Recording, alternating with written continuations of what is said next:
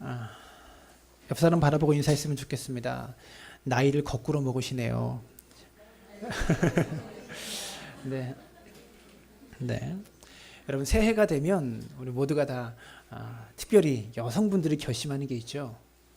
올해는 다이어트를 꼭 해야지, 몇 킬로 감량해야지 이런 거 결심하시죠. 여러분도 하셨습니까? 남자들도 꼭 결심하는 게 있죠. 올해는 담배를 끊어야지, 술을 줄여야지 이런 결심들을 합니다. 예전에 SBS 방송에서 직장인들 421명을 대상으로 조사를 했대요. 당신은 새해에 결심한 것을 잘 지키고 계십니까? 라는 질문으로 설문조사를 했다고 합니다. 새해가 되고 한 달이 지나고 나서 한 조사예요. 1월 1일 날 한 결심을 지금까지 지키고 있습니까? 1월 말에 가서 물어봤겠죠. 421명 중에서 새해가 되었는데 불과 한 달이 지나지 않아서 무려 79.9%가 새해의 결심을 실천하지 못하고 있다고 답했다고 합니다. 19.9%만이 새해의 결심을 지키고 있다라고 대답했다는 거죠. 그러니까 80% 사람은 새해의 결심을 지키지 못하고 있고 한 달 되는 시점에 나머지 20%의 사람은 그때까지 새해의 결심을 지키고 있다라는 겁니다. 그리고 결심을 지키지 못한 80%의 사람 가운데서 새해의 결심을 지키기 위해서 지속했던 시간이 얼만큼 되나 조사를 해봤더니 얼마 나왔을까요? 평균적으로 3.3일 나왔다고 합니다. 그러니까 작심삼일이라는 말이 정말 맞는 것 같아요. 이들이 자신이 계획한 이 계획에 실패한 이유를 지목했던 가장 큰 이유가 무엇이었냐면 다름이 아닌 게으름이었습니다. 2016년을 우리가 마무리하고 2017년을 시작하는 이 시점에 우리가 이런 질문을 한번 해보고 싶어요. 여러분 작년 한 해 동안에 결심했던 일들을 얼만큼 실천하셨습니까? 뭘 결심했는지 기억도 안 나죠. 작년 1월 1일 날 내가 뭘 결심했나 기억도 안 나실 것 같은데 그래서 여러분들에게 기도 카드를 쓰시라고 나눠드린 겁니다.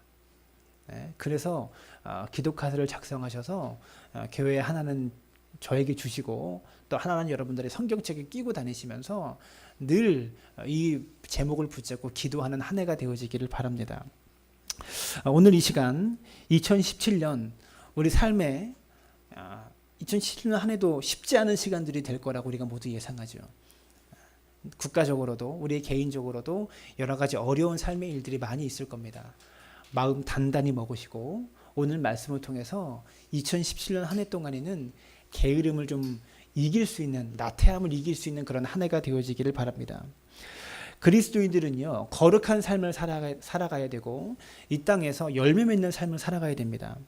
그런데 우리가 그렇게 거룩한 열매를 맺는 삶을 살아가는데 가장 큰 방해물이 무엇이냐면 우리의 게으름이에요.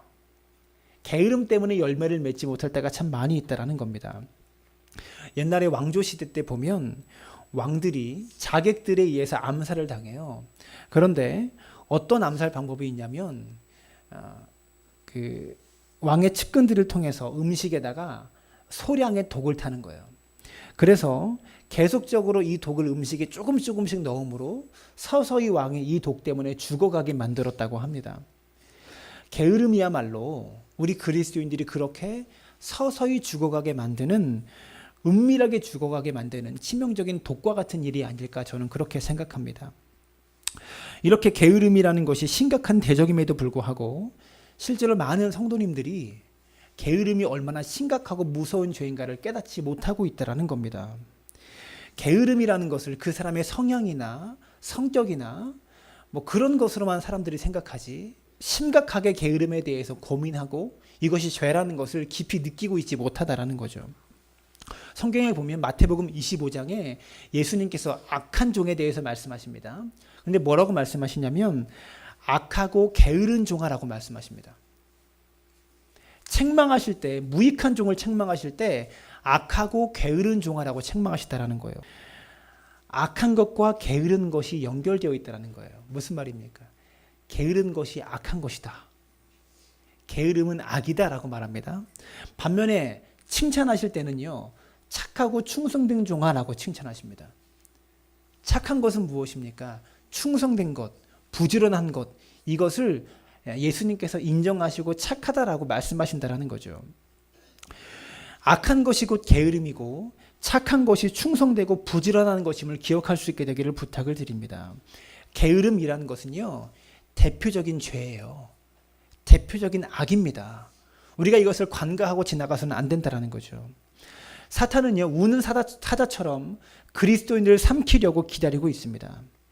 우리의 삶을 돌이켜보면 사탄이 나의 삶 가운데 어떻게 역사하고 있는지, 어떻게 나의 삶 가운데 작용하고 있는지를 잊어버리며 살 때가 많이 있습니다. 하지만 사탄은 결코 우리를 잊어버리지 않고 우리를 주목하면서 넘어뜨리려 한다는 것을 기억할 수 있게 되기를 부탁을 드려요. 사탄들이 모여서 회의를 했다고 합니다. 어떻게 해야 그리스도인들을 넘어지게 하고 실족하게 할 수 있을까? 젊은 사탄 한 사람이 대답했다고 해요. 간단합니다. 성도들을 다 죽이면 됩니다. 이렇게 말했더니 늙은 악마가 옛날에 우리가 그리스도인들을 많이 죽였지만 한 사람을 죽이면 그 사람의 순교의 피가 다시 살아나서 수천 수만의 그리스도인들을 또 일으켰다네. 그것은 전혀 소용없는 방법일세. 이렇게 말했다고 합니다. 그랬더니 또 다른 악마가 그러면 그들을 죽이지 않고 그냥 감옥에다 가두어 놓읍시다. 그러면 전도하러 돌아다니지 못할 겁니다. 라고 말했다고 합니다. 그랬더니 이번에 또 늙은 악마가 그리스도인들을 감옥에 가두면 감옥에서도 기도하고 찬송한다네. 그 방법은 별로 효과가 없는 방법이야. 그랬더니 노련한 늙은 악마가 이렇게 말합니다. 우리가 작전을 이렇게 짜자. 예수님을 계속 믿게 하고 기도를 계속하게 하고 전도를 계속하게 하고 사랑을 계속하게 하고 헌신도 하게 하고 가난하고 어려운 사람들을 계속 구제하고 돕게 하자. 그러나 한 가지 조건이 있다. 오늘부터 하지 말고 내일부터 하게 하자. 이렇게 말했다고 합니다. 아주 기가 막힌 방법이고 기가 막힌 개교죠. 내일부터 하게 하는 것, 내일부터 순종하게 하는 것, 이것이 사탄이 사용하는 가장 대표적인 방법임을 기억하시기를 바랍니다. 여러분, 게으름은요, 사단이 우리를 무너뜨리는 전략의 가장 큰 도구입니다. 사탄은 게으름을 통해서 우리에게 전력과 전술을 펼치고 있다는 거죠. 어떤 사람이 죄에 쉽게 넘어질까요? 게으른 사람이 죄에 쉽게 넘어지고요. 게으른 사람이 시험에 쉽게 넘어지고 유혹에도 쉽게 넘어가는 거예요. 부지런한 사람이 시험에 들고 부지런한 사람이 유혹에 넘어가는 일은 흔하지 않습니다. 오늘 본문 잠언 26장 13절에서 17절의 말씀에 보시면 어떠한 게으름이 있는지, 또한 게으름이 어떻게 발전하는지를 우리에게 보여주고 있다는 거죠. 13절의 말씀 함께 읽었으면 좋겠습니다. 다 같이 시작. 게으른 자는 길에 사자가 있다, 거리에 사자가 있다 하느니라. 무슨 말일까요? 핑계가 많다라는 겁니다. 게으른 사람의 특징은 핑계가 많습니다. 일하기 싫은 게 아니라 나는 일을 하고 싶은데 지금 밖에 사자가 이렇게 많이 있는데 어떻게 일을 하겠냐라고 말한다라는 거죠. 그래서 일하지 못한다라는 것입니다. 우리가 잘 아는 대로 승리한 사람들은 말이 없습니다. 근데 누가 말이 많아요? 패자가 말이 많아요. 패배의 이유를 찾고 말해야 되기 때문에 그렇습니다. 매사에 부정적입니다. 그리고 내가 못하는 것에 대해서 탓을 합니다. 이래서 못하고 저래서 못한다. 여러분, 사람이 몸이 게으르다고 해서 그 사람의 입술까지도 게으르다고 생각하면 안 돼요. 몸이 게으른 사람의 특징이 있는데 입술로는 굉장히 부지런합니다. 이게 게으른 사람의 특징이에요. 그래서 사자 때문에 나 밖에 나가지 못한다. 사자 때문에 나는 나가면 죽게 된다. 이렇게 자꾸 입은 바쁘게 움직인다라는 거죠. 아마도 게으른 사람들이 실제로 두려워하는 것은 사자를 두려워하는 것이 아니라 그 일을 해야 되는 수고와 희생과 땀과 눈물이 더 두려운 것이라고 저는 생각합니다.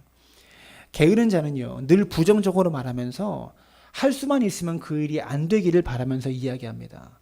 그래서 수고하고 노력하고 땀 흘리는 것을 좀 피해 보려고 하죠. 그래서 부정적인 자, 소극적인 자, 게으른 자, 이런 사람들은요, 아무것도 할 수 없는 사람들이라는 거죠. 한 거지가 있었습니다. 동네 부잣집에 불이 나가지고요, 집에 모든 것이 막 다 타고 있었어요. 얼마나 그 불이 심했는지 집에 있는 신발까지 다 타버렸다고 합니다. 모든 재산이 재로 변하기 직전이었습니다. 그때 불타는 집을 보면서 이 거지가요, 아들의 손을 붙잡고 이렇게 얘기했다고 합니다. 아들아, 봐라. 우리는 불탈 게 하나도 없어서 좋지 않느냐. 별로 안 웃긴가 보죠. 네? 이렇게 게으른 사람은요, 늘 자기를 합리화합니다. 자기를 합리화시키죠. 평생 게으르게 살아서 가진 게 하나도 없는 일들을요, 불탈 게 없어서 좋지 않느냐, 이렇게 말한다라는 겁니다. 끊임없이 자기를 합리화하는 것, 이게 게으른 사람의 특징이다라는 겁니다. 여러분 14절은 또 이렇게 말합니다. 문짝이 돌저기를 따라 도는 것 같이 게으른 자는 침상에서 도느니라, 이렇게 말합니다. 14절에 돌저기는 무엇을 말하냐면 그 문에 붙어 있는 경칩을 말해요. 옛날에는 그 돌저기 같은 돌멩이 이렇게 큰 곳에서 구멍을 내서 문을 이렇게 움직였나 봐요. 정확하게 저는 주석을 보니까 잘 모르겠는데 그렇게 설명하는 분이 있더라고요. 그러니까 문에 붙어 있는 경칩을 말해요. 하루 종일 왔다 갔다 하면서 돌잖아요. 그런데 이 돌저기가 주는 두 가지 의미가 있습니다. 첫 번째는요, 문이 열리고 닫히면서 경첩이 부지런히 움직이는 것처럼 게으른 사람은요, 침대 경첩에 붙어가지고 뒹굴기만 할 뿐 움직이지 않고 일하지 않는다라는 겁니다. 침대에서 뒹굴뒹굴 하면서 문짝에 경칩이 왔다 갔다 하는 것처럼 뒹굴뒹굴 하면서 일하지는 않는다라는 것입니다. 무슨 말입니까? 움직이지 않기 위해서 침대에서만 움직인다라는 거예요. 이것이 게으름의 극치입니다. 비슷한 말씀이 잠언 22장 13절에 기록되어 있는데요. 게으른 자는 말하기를 사자가 밖에 있은즉 내가 나가면 거리에서 찢기겠다 하느니라. 사자가 밖에 있기 때문에 나가면 거리에서 찢겨 죽을 것이다. 그래서 나는 오늘도 침대에서 돌겠다라고 말하는 겁니다. 잠언 24장 33절과 34절은 이렇게 말합니다. 함께 읽습니다. 시작. 내가 좀 더 자자, 좀 더 졸자, 손을 모으고 좀 더 누워있자 하니 빈궁이 강도같이 오며 내 공핍이 군사같이 이르니라. 여러분 이 말씀 읽으면서 정식이 좀 번쩍 들지 않으십니까? 회개하게 되지 않으십니까? 좀 더 자자, 좀 더 졸자. 매일 아침마다 우리가 하는 결심 아닙니까? 저는 새벽 예배 나올 때마다 이 결심을 합니다. 이 생각을 늘 이 유혹에 빠져요. 여러분 최고의 사위감, 최고의 며느리감, 곧 그 아들 딸들 시집장가를 보내야 되는데 어떤 사람이 최고의 사위감이고 최고의 며느리감일까요? 새벽 기도하는 사람은요, 뭐 집안 볼 것도 없어요. 뭐 그 사람의 능력 볼 것도 없습니다. 그 사람은요 성공할 사람입니다. 왜 그러냐면 새벽 예배에 눈을 뜨고 딱 나온다는 것은요, 딱 눈이 떠지는 그 순간에, 알람이 울리는 그 순간에 1초의 망설임도 없이 그냥 딱 일어나면 되는 거예요. 근데 거기서 내가 조금만 더 자자, 1분만 더 자자, 10초만 더 눈 감고 있자, 그러면 어떻게 됩니까? 그냥 싹 지나가 버리는 거예요. 늘 자기 자신과의 싸움에서 1초 동안에 일어나는, 0.1초 동안에 일어나는 자기 자신과의 싸움에서 늘 승리하는 사람이기 때문에 그렇습니다. 저는 지금 10년 넘게 새벽 예배를 매일 하는데요, 매일 힘들어요. 정말로 매일 새벽마다 나오기가 참 힘듭니다. 우리가 육체적으로 피곤하고 정신적으로 공고했을 때 우리 육체를 회복시키는 건전한 수면이 있는가 하면 인간의 죄되고 부패된 속성 때문에 우리의 영과 우리의 육신을 더 피폐하게 만드는 방탕한 수면이 있다는 것을 알아야 돼요. 잠은요, 굉장히 영적인 겁니다. 우리는 영성을 기도와 말씀으로만 생각하는 경향이 있어요. 절대 그것이 아닙니다. 영성은 무엇입니까? 제가 늘 주장하는 거예요. 먹고 자고 배설하는 겁니다. 이게 영성이에요. 잘 먹어야지 건강하게 일할 수 있고요. 잘 자야지 또 일할 수 있는 힘이 충전이 돼요. 그리고 내가 가지고 있는 것을 잘 버릴 수 있어야 영적인 사람이 되어진다라는 거죠. 무엇입니까? 영성은 일상이다라는 거죠. 교회에서 기도하고 말씀 보는 것이 아니라 내 일상을 건강하게 살아가는 사람이 영적인 사람이에요. 신앙생활은 했는데 10년, 20년에서 기도는 많이 하고 은사는 많이 받았는데 삶이 건강하지 못해. 영적인 사람은 아닙니다. 우리의 삶이 건강해질 수 있게 되기를 바랍니다. 인간에게 잠은 굉장히 영적인 것입니다. 영성은 삶이기 때문에 그래요. 나에게 주어진 이 24시간 하루를 주를 위해서 어떻게 보냈는가, 하나님의 영광을 위해서 얼마나 성실하게 사용했는가, 이것이 그 사람의 영성인 것입니다. 기도를 많이 하고 은사를 많이 가진 것이 아니고 하루의 삶을 하나님의 나라와 영광을 위해서 최선을 다해서 살아가는 사람, 이 사람이 영성이 있는 사람이다라는 거죠. 그래서 잠이라는 것이요, 굉장히 영적인 것입니다. 우리의 하루와 밀접하게 연관되어 있기 때문에 그렇습니다. 여러분, 하나님이 여자를 만드실 때 언제 만드셨습니까? 남자가 잠잘 때 만드셨어요. 요셉이 언제 꿈을 꿉니까? 잠잘 때 꿈을 꾸었습니다. 야곱이 야복강가에서 천사와 씨름할 때가 언제입니까? 야곱이 잠들었을 때였습니다. 잠은요, 굉장히 영적인 것입니다. 창세기에서 이렇게 말합니다. 저녁이 되고 아침이 되니 이는 첫째 날이라. 둘째 날을 말할 때도 저녁이 되고 아침이 되니 이는 둘째 날이라. 왜 그렇게 말할까요? 성경은요, 하루의 시작을 아침으로 보지 않고 저녁으로 봅니다. 왜 그렇습니까? 저녁에 어떻게 쉬느냐, 어떻게 잠을 자느냐가 다음날 하루를 결정하기 때문에 그렇습니다. 밤 12시에 넘어서까지 TV를 보고 늦게 자고 늦게 들어와서 다음날 출근하셨을 때가 있었을 겁니다. 여러분, 그때 하루의 일과가 어떠셨어요? 굉장히 힘들었죠. 하루가 부지런하고 성실하게 사라질 수가 없는 것입니다. 그래서 잠은요, 다음날 하나님의 영광을 위해서 최선을 다해서 살아갈 수 있도록 미리 준비하는 시간이에요. 그래서 하루의 시작이 내가 잠자는 시간부터가 하루의 시작이라는 것을 기억하시길 바랍니다. 영적인 사람은요, 잠을 잘 잡니다. 전 여기서도 잘 수 있어요. 비계만 놓으면 30초 안에 잠듭니다. 영적인 사람은 잠을 잘 잡니다. 이렇게 잠은 우리의 영적 생활에 정말로 필요하고 중요한 것인데, 반면에 우리의 죄악된 속성 때문에 삶을 피폐하게 만들고 망가뜨리는 잠이 있다는 것을 알아야 됩니다. 잠이 쏟아지게 되면요, 거기에는 육체적인 것만 있는 것이 아니라 영적인 요소가 있다는 것을 알아야 돼요. 잠이 오지 않는 것도 마찬가지입니다. 거기에는 육체적인 문제만이 아니라 이것이 나의 영적인 삶과 연관되어 있다는 것을 기억하시기를 부탁을 드립니다. 잠을 자다 보면 조금만 더 자자라고 생각할 때가 있어요. 조금 더 자고 싶다. 근데 그것이 실제 나의 삶 가운데 정말로 필요한 건강한 잠이 아니라 우리의 게으름에 속한 부패한 잠인지를 늘 구분할 수 있는 지혜가 필요하다는 겁니다. 이것을 구분하는 것 쉽지 않아요. 여러분, 저는요, 점심 밥만 먹으면, 그래서 점심을 먹고 바로 와서 일을 시작하면 꼭 1시간 반 정도 지나면 졸음이 오기 시작해요. 이것은 건강한 잠입니까? 부패한 잠입니까? 제가 판단할 때는 부패한 잠이에요. 그래서 여기가 지하잖아요. 그래서 판넬을 켜놓고 누워서 자면 2시간, 3시간을 잠들어요. 그래서 그냥 요즘 어떻게 되냐면 책상에 엎드려서 잠깐 줍니다. 그러면 10분, 15분을 넘어가지 않아요. 이것도 여러분, 우리에게 굉장히 중요한 영적인 판단력이라는 겁니다.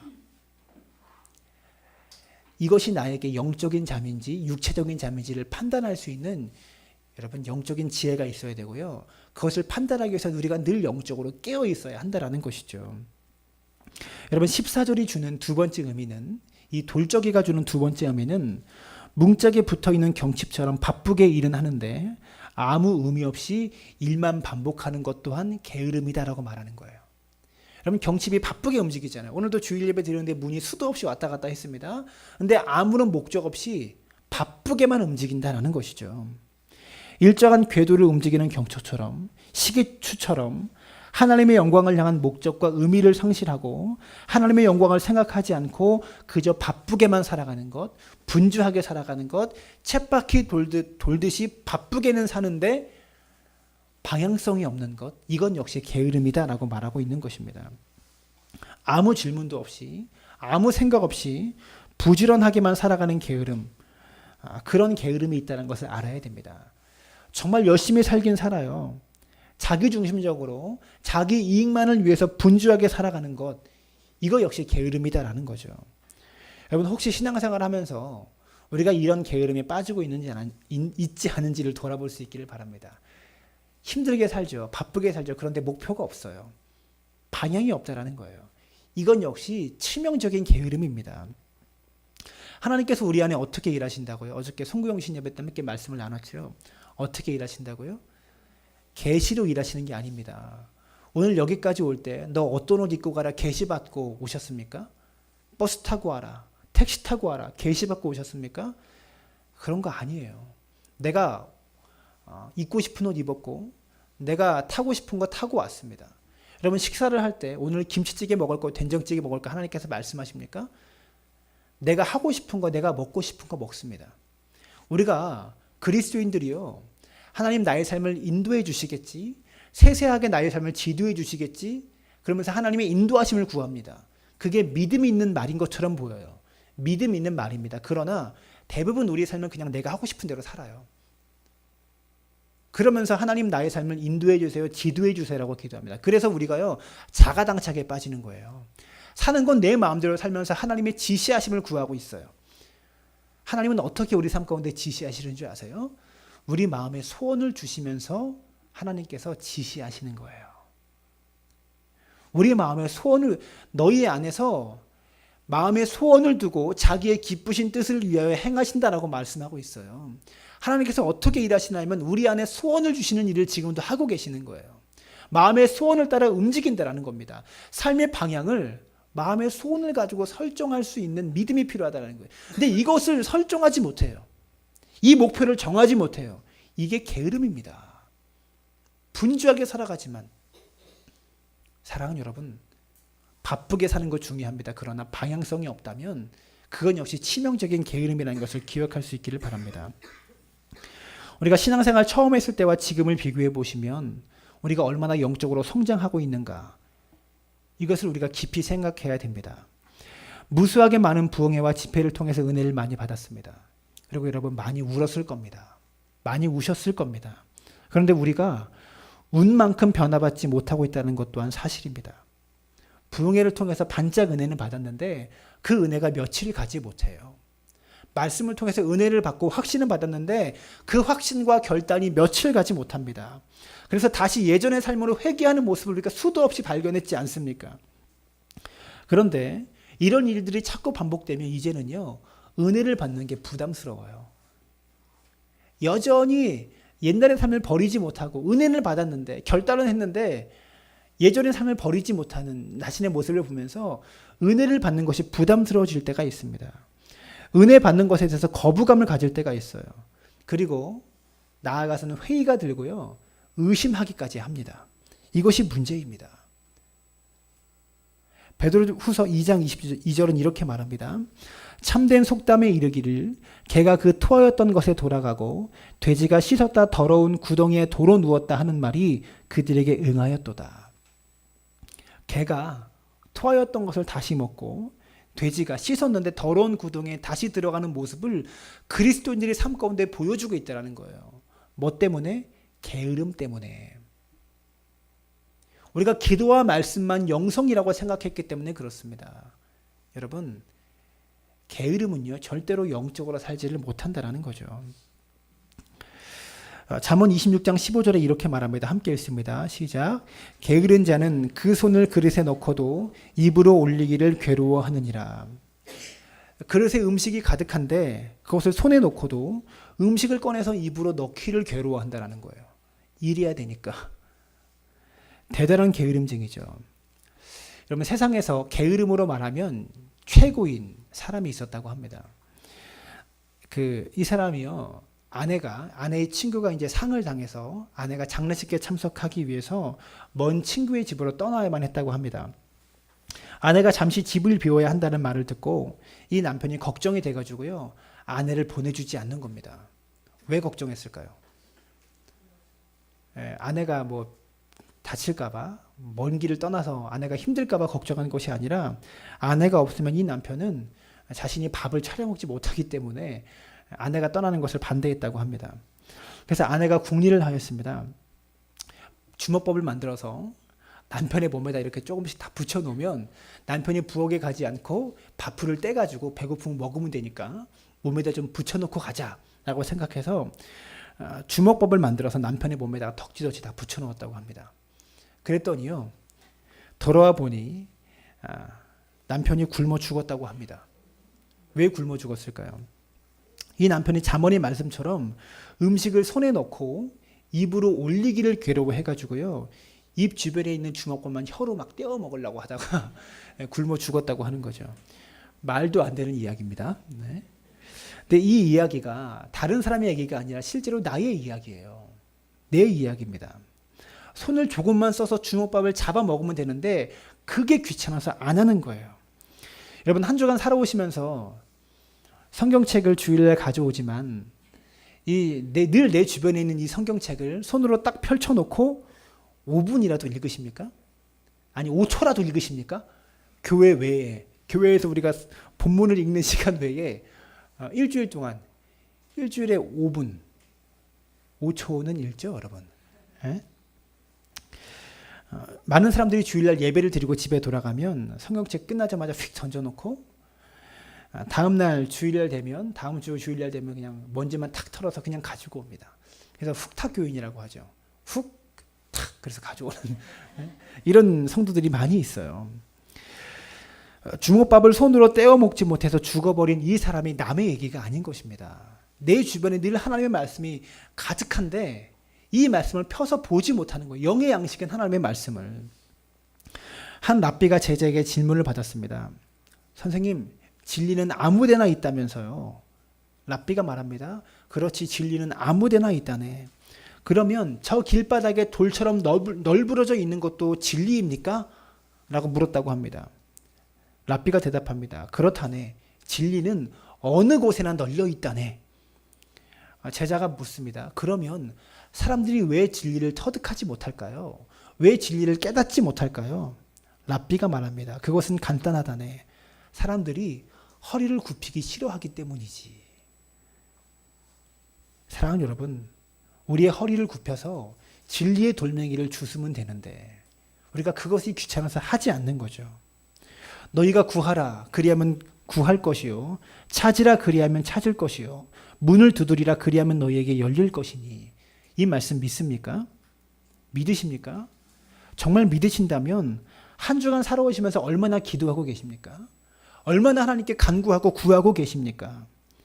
우리의 영혼을 부패시키는 것은요, 여러분 기억하세요. 우리의 영혼을 부패시키는 것은 우리가 할 수 없는 일이 우리를 부패시키는 게 아니에요.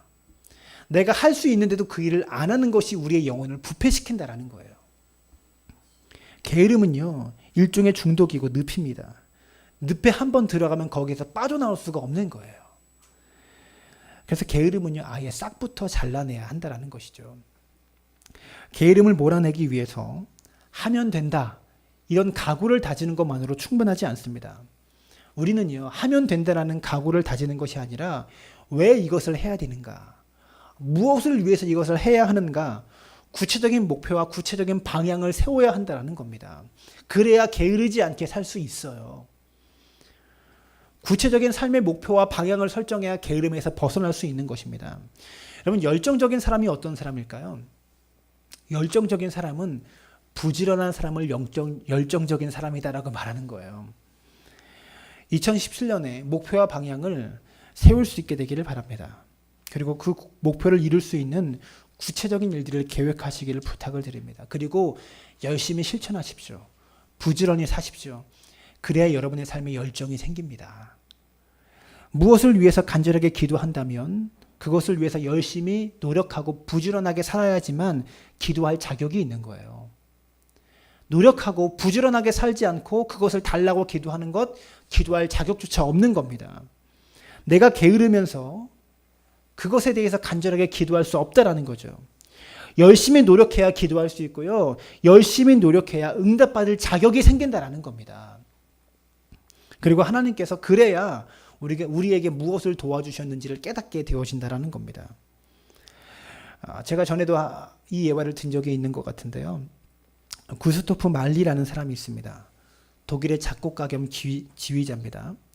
이 사람이 오케스트라를 연주할 때, 연습을 시킬 때 1분도 쉬는 시간을 주지 않고 하루 종일 연습을 시키는 지휘자로 유명합니다.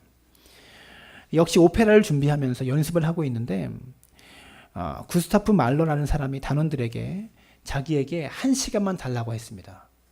여지껏 역사상 이 사람이 30년, 40년 있게 오케스트라를 지휘하면서도 1분도 쉬지 않고 연습시켰는데 단원들을 1시간만 쉬는 시간을 달라고 그렇게 단원들에게 이야기하고 어디 갔다 오는 거예요. 그리고 1시간 후에 돌아와서 아무 일도 없다는 듯이 다시 연습을 시작했다고 합니다. 단원들은요, 이 구스타프 말러가 이런 일을 한 적이 한 번도 없었기 때문에 궁금했습니다. 그래서 물어봤대요. 지휘자님, 1시간 동안 무슨 일을 하고 오셨습니까? 라고 물어봤다고 합니다. 그때 이 구스타프 말로라는 사람이 뭐라고 대답했냐면 지금 막 결혼하고 왔습니다. 이렇게 대답했다고 합니다. 이 이야기를 들으면서 여러분 어떠세요? 이런 남자와 결혼하고 싶으십니까? 그런 생각 들죠.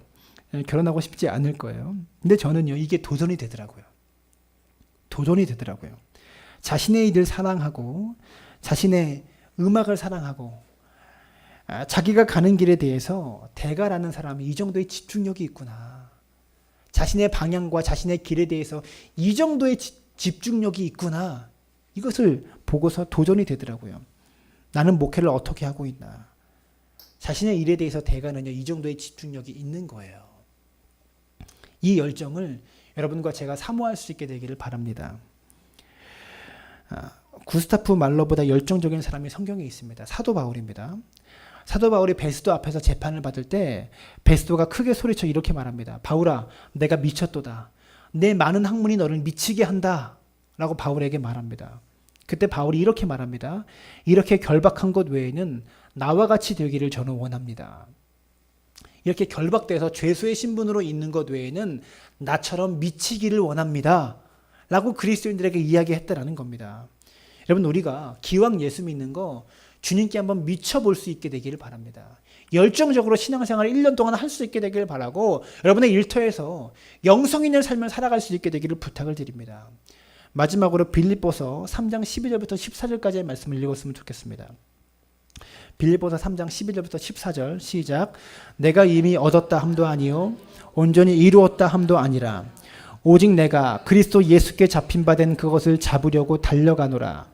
형제들아, 나는 아직 내가 잡은 줄로 여기지 아니하고 오직 한 일, 뒤에 있는 것은 잊어버리고 앞에 있는 것을 잡으려고 표대를 향하여 그리스도 예수 안에서 하나님이 위에서 부르신 부름의 상을 위하여 달려가노라. 이 말씀이 우리의 가슴을 한 해 동안 뜨겁게 할 수 있게 되기를 바랍니다. 많은 사람들이요, 사도 바울이 경험했던 이 역사를 경험하기를 원하고 사도 바울과 같은 위대한 사람이 되기를 원합니다. 그런데 그것을 원하는 사람들이 신앙생활에 실패하는 이유는 바울처럼 미치지 않기 때문에 그렇습니다.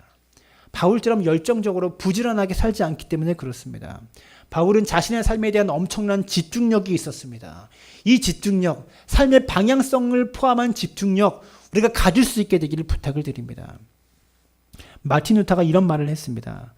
그리스도인의 본질은 그가 어떠한 사람이 되었는가가 아니고 그가 어떠한 사람이 되어가고 있는가에 있습니다. 사랑하는 여러분, 어떠한 사람이 되어 가시겠습니까? 2017년 한 해 가운데 부지런한 사람이 되어 갑시다. 게으름을 물리치는 사람이 되어 갑시다. 다시 한번 열정적으로 2017년 한 해는 정말 하나님의 나라와 영광을 위해서 부지런하고 열정적으로 살기를 결단하시고 그 일을 위해서 구체적인 목표를 세우시고 성실하고 부지런하게 자신의 삶에서 그 일들을 실천할 수 있는 한 해가 되어지기를 주님의 이름으로 축원합니다.